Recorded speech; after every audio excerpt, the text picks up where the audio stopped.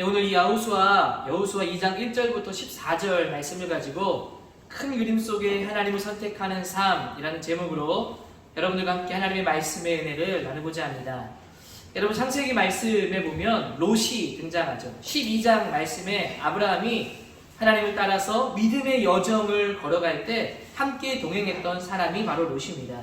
여러분 롯은 누구일까요? 누구인가 하면 아브라함에게 동생이 있었는데 그 동생의 이름이 하란입니다. 그 하란의 아들이 롯이었죠. 바로 아브라함에게 롯은 조카가 될 것입니다.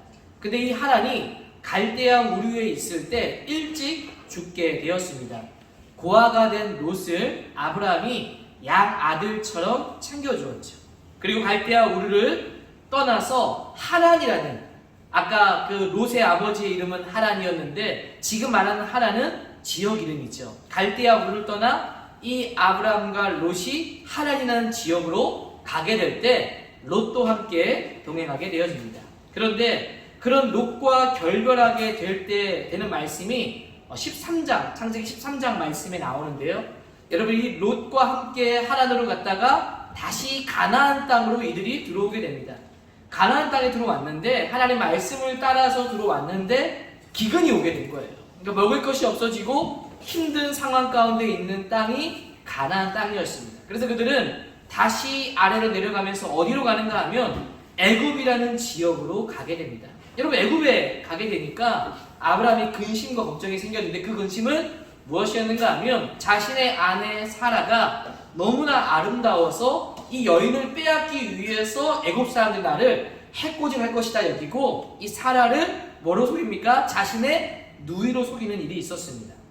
실제로 얼마나 아름답고 예뻤는지 애굽의 왕이 그 사라를 데려오게 합니다. 근데 이 사라는 사실은 아브라함의 아내였는데 이제 누이라고 속였기 때문에 오해하고 데려갔지만 하나님께서 재앙을 애굽에 내림을 통해 그 일을 막아주셨습니다. 그리고 왜 너는 나에게 그런 일로 나를 속였느냐라고 말하면서 다시 이들이 가나안 땅으로 돌아가게 되는데 그때 이 애굽 왕이 그들에게 많은 재물과 함께 갈 수 있도록 돌려보내는 장면이 나옵니다. 여러분 아브라함은요 이 애굽에서 나올 때 가나안으로 들어가게 될 때 많은 부를 이루고 들어가게 됩니다. 근데 아브라함만 부를 이룬 것이 아니라 그와 함께 있던 롯도 더불어서 부자가 되었습니다. 이제 롯 하니까 롯도 하니까 롯도라는 복권이 떠오르네요. 예, 롯도 더불어 자기와 함께 부자가 된 것입니다. 그렇게 두 사람은 가나안 땅에 정착해서 여러분 살아가게 됩니다. 그리고 점점 번성하게 되어지고 재산이 늘어나게 됩니다. 여러분 이런 번성이 우리가 볼 때 야 물질을 많이 얻었기 때문에 진짜 복된 자다라고 할 수도 있을 겁니다. 그런데 여러분 복이요, 그런 물질의 복이 사실은 재앙으로 다가오기도 합니다. 아브라함과 롯이 재산이 늘어나는 것은 목축을 하였기 때문에 재산이 늘어났다는 것은 가축이 늘어나고 있다는 겁니다. 여러분 땅은 좁은데 이 가나안 땅이 넉넉하지 않은데 가축이 많아지기 시작하자 재산이 늘기 시작하자 부딪힐 수밖에 없는 거예요. 그리고 땅에는 그들만이 아니라 이 가나안의 사람들과 여부수 족속 사람들과 다양한 이런 사람들이 함께 그 땅에 살고 있으니까 땅은 비좁은 겁니다. 그들에게 살기에는 풍족한 땅이 되지 못했던 것입니다. 결국 아브라함과 롯의 목자가 가축 문제로 인해서 다툼이 일어나게 되죠. 이때 이 아브라함은 이 문제를 소극적으로 해결하는 것이 아니라 적극적으로 해결하고자 나서기 시작합니다. 여러분 이런 문제에 있어서 아브라함이 적극적으로 해결을 모색하는데 가장 편안하고 쉬운 방법은 여러분 뭘까요? 바로 힘으로 누르는 겁니다.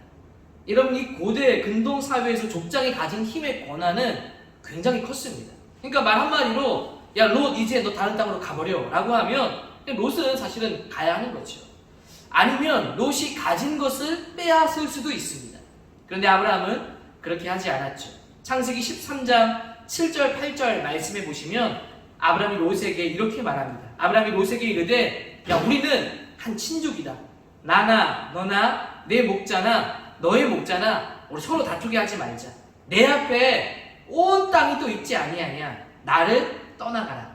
네가 좌하면 나는 우하고 네가 우하면 나는 좌하리라. 아브라함은 함께 같이 땅을 떠나자라고 제안을 합니다. 우리가 많은 땅을 보고 있지 않느냐? 이렇게 떠나자. 그리고 말합니다. 먼저 땅을 네가 선택해라. 네가 선택하는 땅을 따라서 내가 그 반대쪽 땅을 선택하고 가겠다. 아브라함은요, 사실은 굉장히 이 시대에는 통 큰 양보를 하고 있는 겁니다. 롯이 땅을 둘러보더니 선택한 땅이 어디입니까? 소돔과 고모라라는 땅입니다. 여러분, 그 땅은 물이 넉넉하고 풍요로운 땅입니다. 사실 어떻게 보면 이 롯은 아주 탁월한 선택을 한 거예요. 너무나 가고 싶은 땅, 살기 좋은 땅, 우리로 치면 강남 같은 땅이 아닐까 싶습니다. 누가 보아도 풍족하고 살기 좋은 땅처럼 보였습니다.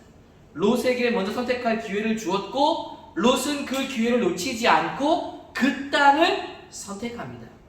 그럼 아브라함의 선택은 어떻게 되는 겁니까? 반대쪽 땅을 선택하는 겁니다. 마치 하란을 떠나서 갈대아 우르를 떠나고 하란을 떠나서 본토 친척 아버지 집을 떠나 내가 지시할 땅으로 가라 라고 할 때 어디인지 모르고 막막하게 떠나는 그 모습이 다시금 오버랩됩니다. 소돔과 고모라라는 좋은 땅은 가지 못하고 그가 선택한 반대쪽 땅은 헤브론이라는 땅입니다. 여러분, 헤브론은요 아브라함이 선택했다기보다 하나님이 주신 선택지입니다. 그런데 그곳은 아주 목축을 하기에 재산을 늘려가기에 적합한 땅이었을까요? 그런 땅은 아니었습니다. 헤브론은 굉장히 높은 지대에 있었습니다. 해발 930m의 높은 지대에 세워진 이 동네는 목축을 하기에는 굉장히 부적합한 땅입니다. 그런데 아브라함은 그 땅으로 가게 되는 겁니다.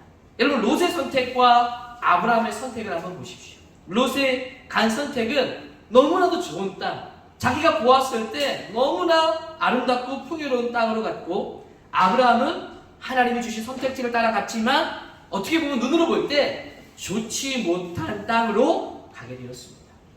여러분, 이 두 사람의 선택 결과는 어떻게 되었을까요?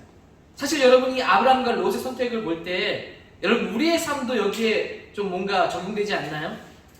우리도 그런 순간들이 있지 않습니까? 누가 볼 때 너무나 좋은 집에서 태어난 사람, 아니 누가 볼 때 너무나 좋은 조건을 가지고 있는 사람, 마치 좋은 땅을 소유한 롯과 같은 사람. 근데 나는 아브라함처럼 마치 좋지 못한 결과와 상황에 있는 모습으로 보일 때가 여러분 있지 않습니까?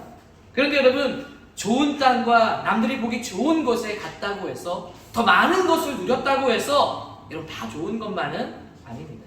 우리가 알고 있는 대로 소돔과 고모라는 살기 좋은 땅이었지만 어떤 땅이 되었습니까? 멸망의 땅이 되고 말았습니다. 지금도 우리가 소돔과 고모라 그러면 이 시대의 롯에게는 굉장히 좋은 땅이었죠. 그런데 시간이 흐르고 나서 그 땅은 어떤 말로 우리에게 불려지고 있습니까? 멸망의 이미지로. 소돔과 고모라 그러면 좋은 모습이 아니라 멸망의 이미지로 우리에게 다가오는 땅이 되어 있습니다. 롯은 그 땅에서 뒤도 돌아보지 말고 나가야만 살아갈 수 있는 그런 땅이 되었다는 겁니다. 반면에 아브라함은 하나님이 주신 땅을 선택했죠. 당장은 좋은 땅은 아니었습니다. 그런데 그 땅은 어떤 의미를 가지게 됩니까? 시간이 흐를수록 소돔과 고모라는 멸망의 이미지지만 이 헤브론은 이스라엘 역사에 의미 있는 땅이 되어집니다. 왜 그렇습니까? 아브라함이 초창기에 정착해서 산 곳이 바로 이 헤브론이기 때문이죠. 그리고 그곳에서 막벨라라는 굴을 산 곳이 헤브론이라는 땅입니다. 하나님이 아브라함에게 약속을 두 가지 주셨죠. 하나는 무엇입니까? 자손을 줄 것이다. 또 하나는 무엇입니까? 땅을 줄 것이다 라고 했습니다. 그런데 아브라함은 실제로 재산은 많았지만 실제로 자기의 땅을 정식으로 소유한 적은 없었습니다. 그런데 어떻게 재산을 한번 소유하게 됩니까? 바로 막벨라 굴을 사는 거였어요. 헤브론 땅에서 이 막벨라 굴을 굉장히 비싼 값을 주고, 어떻게 보면 아브라함의 전 재산을 다 들여서라도 그 땅을 사게 된 겁니다. 그 땅을 사는 의미가 무엇입니까?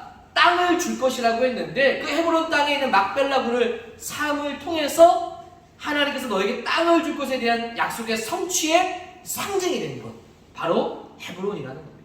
훗날에 이삭과 야곱의 주요 거처가 헤브론이 되어지죠. 여러분, 다윗 시대에는요 헤브론에서 7년이 넘는 세월 동안에 다윗이 통치를 다스린 거점이 헤브론입니다. 바벨론의 멸망 이후에 포로기한 시대에 다시 예루살렘으로 돌아오게 될 때 회복으로 시작된 땅도, 의미를 담은 땅도 헤브론이었습니다. 여러분, 이 이야기를 보면서 우리가 어떤 선택을 하며 살아가야 할까요? 그 중요한 통찰을 우리에게 제공해주고 있습니다. 당장 눈앞에 보이는 좋은 소돔과 고모라를 선택하며 살아가서는 안 된다는 것을 이 이야기는 보여주고 있습니다. 당장 눈앞에 좋은 것을 쫓아 살아가는 일들이 많은 게 아니라 하나님께서 원하는 선택을 해야 한다라는 것을 우리에게 말씀해주고 있습니다. 여러분, 그런 선택이 무엇일까요? 하나님이 원하는 선택, 그것이 과연 우리에게 어떻게 하는 것이 하나님이 원하는 선택이라고 말하고 있는 것입니까? 지금 당장 이 이야기만 보더라도 당장 좋을 것 같은 선택을 하지 말라는 거예요. 무엇입니까? 멀리 내다볼 수 있는 선택을 해야 된다는 거예요. 쉽게 설명하면 여러분, 우리의 삶이 지금이 다가 아니라는 거예요. 삶을 넓게 펼쳐놓고 그 넓게 펼쳐놓은 그 미래를 바라보는 그 시각 안에서 오늘이라는 선택을 해야 한다는 겁니다. 우리의 삶에 적용하면 고등학교 시절이 여러분 다일까요? 다가 아닐까요? 여러분, 다가 아닙니다. 졸업한 후에도 우리가 살아갈 날이 많이 있습니다. 그 멀리 살아가는 그 날을 바라보면서 하나님의 뜻 안에서 오늘을 선택하는 삶이 되어야 한다는 거예요. 조금 더 쉬운 예를 들면, 여러분 학업에 대한 예를 들면 좀 미안하긴 한데, 내가 만약 하고자 하는 일이 어떤 특별한 직업과 직장에서 어떤 일들을 내가 감당하는 것이 만약 내 목표라고 한다면, 여러분 그 일을 이루기 위해서 멀리 내다보고 오늘 어렵지만 그 일을 이룰 수 있는 일을 선택해야 된다는 거예요. 여러분, 오늘을 힘들게 하는 선택을 하더라도 그것이 나아가야 될 방향이라고 한다면, 하나님이 주신 길이라고 한다면 그것을 선택하고 나아갈 수 있어야 한다는 겁니다. 여러분, 오늘 말씀도 그렇습니다. 이제 여호수아 말씀을 보는데 라합의 이야기가 나오죠. 여러분, 라합도 멀리 내다보는 선택, 오늘을 힘들게 해도 어려운 선택을 한 것을 보여줍니다. 여호수아가 이제 여리고성을 점령하기 앞선 장면입니다. 시딤에서 정탐꾼을 여리고에 보냅니다. 그리고 여리고 지역을 살펴보게 하죠. 지시를 따라서 정탐꾼이 갔을 때 마침 몸으로 숨기려 간 곳이 어디였는가 하면 기생 라합의 집이었습니다. 여러분, 그 집은 숙박을 할 수 있는 여관과 같은 곳이었어요. 라합이 있는 그 집에 여러분 수상한 사람들이 온 것을 라합만 본 것이 아니라 그곳에 있던 함께 있던 다른 사람들도 본 것입니다. 당장 이 여러분 여리고 안에는 이스라엘 백성들이 지금 공격해 온다라는 상황에서 어수선한 상황 가운데 있었습니다. 아마 이야기 주제도 그런 내용들로 이야기가 오고 갔을 겁니다. 그 다양한 수상한 사람들이 오게 되자 저 사람들은 이스라엘이 보낸 정탐꾼이다라고 짐작하고 여리고 왕에게 신고한 사람들도 있었습니다. 왕은 그 소식을 듣고 병사를 보내서 그 라합의 집에서 그 정탐꾼들을 잡아오라고 명령하죠. 그리고 병사들이 라합을 찾아왔습니다. 이곳에 낯선 사람들이 왔는데 어디 있냐? 그들은 이곳을 정탐하러 온 첩자들이다. 당장 데리고 나와라 라고 라합에게 말합니다. 라합이 이렇게 대답을 하죠. 예, 맞습니다. 그 사람들이 오기는 왔어요. 그런데 저는요, 그 사람들이요 어디서 온지 전혀 몰랐어요. 정탐꾼이라고는 꿈에도 생각하지 못했어요. 근데 아까 날이 어두워질 때 나갔기 때문에 지금 성문이 닫히기 전에 쫓아가시면 그들을 잡을 수 있을 겁니다 라고 말합니다. 병사들은 그 이야기를 듣고 급하게 그 정탐꾼들의 뒤를 쫓아가기 시작합니다. 근데 여러분, 그 말은 사실 거짓말이었습니다. 라합은 이미 그들을 지붕 위에 3대 속에 숨겨 놓았다라고 성경은 말합니다. 그것도 모르고 추격하는 병사들은 요단강 나루터까지 아무도 없는 그곳을 쫓아가게 된 것이죠. 여러분, 라합은 왜 목숨을 걸고 그들을 숨겨준 것일까요? 왜 거짓말까지 하면서 이런 선택을 한 것일까요? 라합은 당장의 위기를 모면하고 그들을 밀고 함으로 취할 수 있는 이득이 있었습니다. 그리고 여러분, 전쟁도요 사실은 여리고가 굉장히 유리한 전쟁입니다. 여리고라는 성벽이 있었기 때문에 그들은 버티기만 하면 됐어요.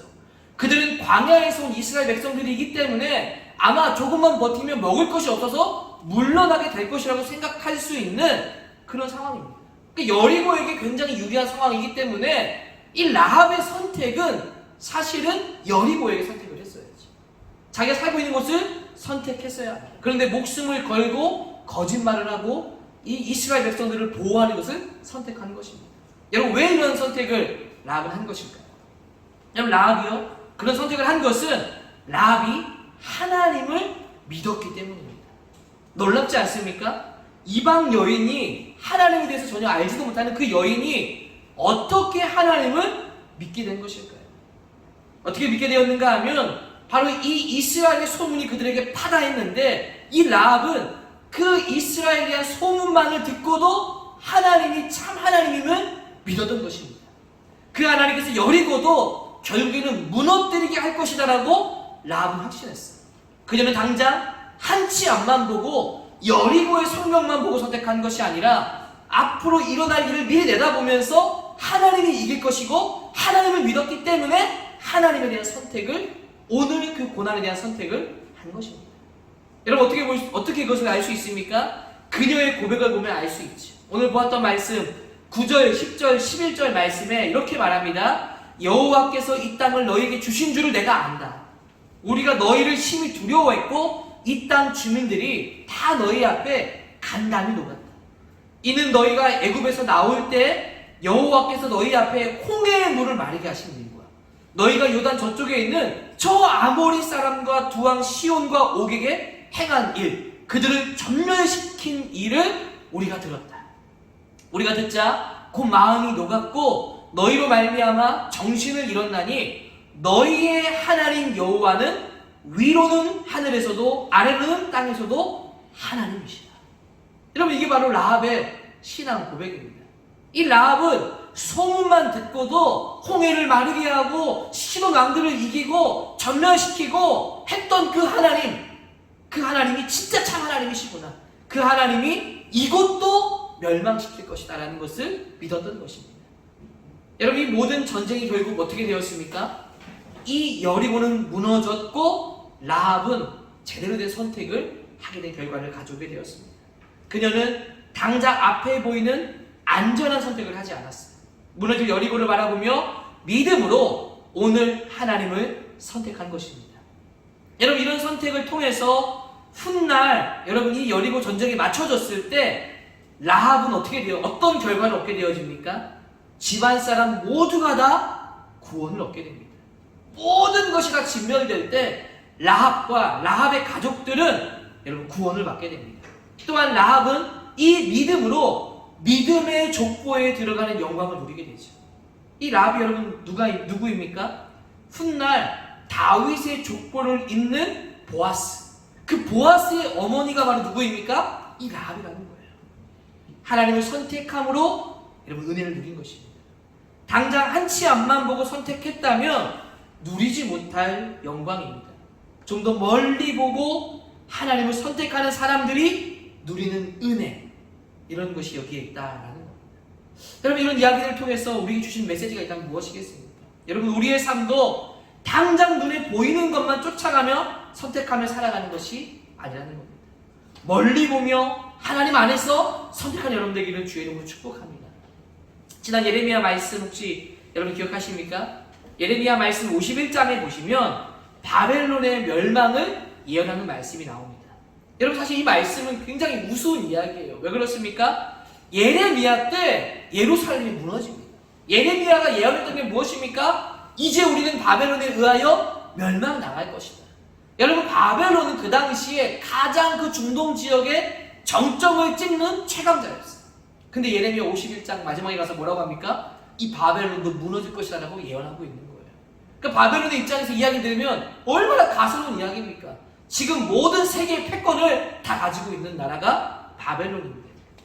그런데 여러분, 바벨론은 결국 어떻게 되어집니까? 예레미야의 예언대로 예루살렘도 무너지지만 바벨론도 결국 무너지게 되는 겁니다. 여러분, 이때 한치 앞만 보면 바벨론의 강함만 보입니다. 바벨론의 그 힘센 권세만 보입니다. 그래서 그걸 보고 두려워 떨지요. 그런데 믿음으로 보는 사람은 예레미야 이 예언의 말씀처럼 바벨론의 멸망을 미리 내다보는 겁니다. 여러분, 하나님 바벨론의 멸망을 미리 내다보고 난 삶은 오늘을 선택하는 삶이 달라진다는 거예요. 똑같이 바벨론의 어려움을 당해도 멀리 내다보고 하나님을 믿는 사람은 오늘이라는 같은 삶을 살아도 다른 선택을 한다는 겁니다. 다니엘을 한번 생각해 보십시오. 다니엘 시대 때 다니엘이 지켰던 그 사자굴의 이야기는 바벨론의 멸망 이후에 페르시아였지만, 여러분 그 페르시아 안에서도 그 기도하며 사자굴에 들어가는 걸 알면서도 여러분 그 일들을 행하지 않습니다. 오늘을 선택하는 것이 달라진 삶 아닙니까? 하나님을 바라보고 그 오늘의 삶, 고난이더라도 그것을 선택하는 것이죠. 여러분 다니엘의 세 친구 보십시오. 그들은 바벨론에 있었죠. 그 바벨론에서 절하지 않으면 너희들 모두 다 불구덩이에 넣어버리겠다라고 말씀했습니다. 그런데 여러분 그들은 믿음으로 그 일들을 하나님의 뜻을 바라보며 오늘의 고난을 선택한 것입니다. 그들은 하나님의 은혜를 입었고 달라진 삶의 결과를 가져오게 되었습니다. 여러분들은 무엇을 바라보고 어떻게 선택하며 여러분 살아가고 있습니까? 여러분의 선택에 있어서 가장 중요한 기준이 지금 무엇입니까? 어쩌면 당장 눈앞에 있는 성적 아닙니까? 학업 아닙니까? 대학 아닙니까? 내 모든 것이 이것이 다 결정될 것이라고 바라보면서 당장 내일 있을 그 일들만 바라보고 살아가고 있다면 오늘을 선택하는 것이요 멀리 내다보지 못한 선택을 하지 못하게 된다는 겁니다. 오늘 말씀은 당장 있을 성적과 대학과 어떤 두려움들 때문에 오늘을 선택하지 말라는 거예요. 믿음으로 하나님을 바라보면서 오늘의 고난을 필요하다면 선택할 수 있어야 한다는 겁니다. 특별히 멀리 본다는 것은 하나님을 향한 큰 그림을 보라는 것입니다. 우리가 여러분 고등학교 시절이 전부가 아니라는 것, 아까 얘기했던 것처럼 깨닫게 되기를 바라요. 여러분 인생을요 100세라고 한다면 자 그것을 쫙 펼치면 지금은 여러분 어떤 순간일까요? 인생의 한 부분에 지나지 않는 겁니다. 여기에서 모든 것이 다 결정되느냐? 여러분 그렇지 않다는 거예요. 마치 좋은 성적을 받고 좋은 대학에 들어가면 다 성공하느냐? 그런 게 아니라는 거예요. 다 쓰임 받느냐? 그런 게 아니라는 거예요. 우리의 삶을 지금 이것을 놓고 해석하지 말고 더 넓게 보고 살아가게 되기를 바랍니다. 여러분 사도 바울을 한번 생각해 보십시오. 그는 예루살렘에 가면 잡혀서 고난을 받을 수 있다는 것을 알았습니다. 그것을 미리 바라본 예언하는 사람들이요 사도 바울을 말렸습니다. 그럼에도 바울은 그 길을 갔죠. 그리고 실제로 재판받았고 갇혔고 고난을 당했습니다. 심지어 그를 죽이려고 하고 먹지도 않는 사람들이 40여 명이나 되었습니다. 그런데 그 선택이 결국 어떤 결과를 가져오게 되어집니까? 하나님의 복음을 전할 수 있는 로마로까지 갈 수 있는 길로 열려지는 길이 되었다는 겁니다. 하나님의 뜻을 바라보며 그 선택을 오늘이라는 고난을 선택했을 때 하나님은 그의 삶의 앞길을 열어주시고 로마로 가게 되었다는 거예요. 땅끝까지 이뤄내 증이 되라는 말씀을 사도행전 가운데 하고 있는데 여러분 당시의 땅끝에 대한 이해가 로마라고 생각했습니다. 사도 바울은 이 로마로 가기를 원했고 하나님은 그에게 갈 수 있다는 큰 그림을 보여주셨어요. 바울은 확신했고 그대로 하나님께서 그의 길을 열어주셨다는 겁니다. 심지어 여러분 로마로 가는 길에 위험도 많았잖아요. 40여 명이 죽이려고 했을 때 로마의 병사들에게 잡혀가는 것 같지만 최상의 호의를 받으면서 로마까지 가는 겁니다. 풍랑을 만났을 때도 당장은 두렵지만 여러분 바울은요 어떻게 생각했습니까? 하나님이 로마로 가게 될 것이라는 확신을 가지고 있었어요. 풍랑 가운데 있는 사람들이 두려워하고 있을 때 이 바울이 그들에게 이렇게 말하죠. 내가 믿는 하나님이 나를 로마로 가게 할 것이라고 하셨기 때문에 여러분들도 모두 목숨은 안전할 겁니다. 로마로 함께 가게 될 것입니다 라고 말합니다. 여러분 그 말을 들었었던 사람들이요 지금 이런 위기 상황에 그런 말이 나와요? 허풍 떨지 마세요 라고 하지 않았어요. 오히려 그 말을 듣고 위로와 용기를 얻었습니다. 그러니까 바울이 했던 그 말은 진실하게 들려졌다는 거예요. 결국 어떻게 되었습니까? 로마까지 가게 되었습니다. 만약 당장만 보고 살았다면 당장 이 예루살렘에 들어가 고난만 보고 이러지도 저러지도 선택을 하지 못했다면 로마까지 가지 못했을 겁니다. 그런데 하나님을 위해서 복음을 위해서 내가 고난도 감수하리라라고 그 큰 그림을 보고 오늘을 선택했을 때 하나님은 땅끝이라는 로마까지 그를 보내어 복음을 증거하게 하셨다는 겁니다. 우리도 큰 그림으로 우리의 삶을 보게 되기를 소망합니다. 당장에 여러분 눈앞의 일이 모든 것인 것처럼 살지 않고 큰 그림 속에서 하나님은요 그냥 이 땅을 우연히 창조한 게 아니라 계획을 가지고 만드셨어요. 그 말은 하나님은 우리에게도요 계획이 있으시다는 말이에요. 그냥 무작정만 믿음으로 살아가는 것이 아니라 계획 안에 살아가야 되는데, 우리도 삶을 계획하면서 하나님의 일들을 이루며 나아가야 되는데, 어떻게 계획하느냐? 하나님의 큰 그림 속에서 내 삶을 바라보라는 거예요. 당장 내일 있을 일을 바라보며 결정하는 게 아니라 하나님의 무궁무진한 큰 그림 속에서 나의 삶을 선택하고 해석하고 나아가게 되길 바랍니다. 여러분, 무엇보다 내 삶에 하나님의 큰 그림, 이것 큰 계획을 어떻게 해야 볼 수 있겠습니까? 그냥 내가 열심히 계획을 짠다고, 시간표를 만든다고 되는 걸까요? 아닙니다. 여러분, 이 눈을 열어주는 것, 하나님이 우리를 향한 계획을 보게 하는 것, 오직 말씀과 기도에서 나오는 거예요. 우리가 듣는 이 말씀을 통해서, 때로는 여러분들이요 묵상함을 통해서 그 말씀을 나의 삶에 해석을 해야 되는 거예요. 여러분들 생각을 할 때 그냥 생각하는 것이 아니라 말씀을 묵상함을 통해 생각할 수 있어야 합니다. 오늘도 말씀을 들었죠? 하나님이 큰 그림 속에 보는 것이 무엇인가, 이런 관점을 가지고 내 삶을 해석할 수 있어야 된다는 거예요. 오늘 어떤 말씀을 묵상했는데 그 말씀을 가지고 내 삶에 적용하고 해석을 계속 갖다 붙이는 겁니다. 하나님 이렇게 하길 원하실까? 하나님 나에게 이 말씀을 주신 이유는 이것일까? 내가 멀리 뭐라고 했는데 어떤 뜻으로 이 말씀을 주신 것일까라고 계속해서 되묻고 해석할 수 있어야 됩니다. 그렇게 될 때 우리의 눈이 하나님의 뜻이 열려지기 시작하는 거예요. 특별히 여러분, 기도할 수 있어야 됩니다. 기도할 때 하나님에 대한 믿음과 의지가 생겨나기 시작하는 거예요. 우리의 믿음의 눈을 통해서 하나님께서 열어주기 시작하는 겁니다. 그리고 선택할 수 있는 용기도 우리에게 주시는 겁니다. 여러분, 오늘 말씀을 통해서 말씀과 기도로 나아가서 큰 그림을 보고 당장의 현실을 뛰어넘어서 큰 그림 속에서 오늘 하루를 선택할 수 있는, 그리고 준비될 수 있는, 그래서 하나님께 영광 돌릴 수 있는 우리 모든 고등부 친구 되기를 주의 이름으로 축복합니다. 그렇게 되기를 간절히 소망합니다. 우리 같이 한번 말씀을 기억하면서 함께 기도하면 좋겠습니다.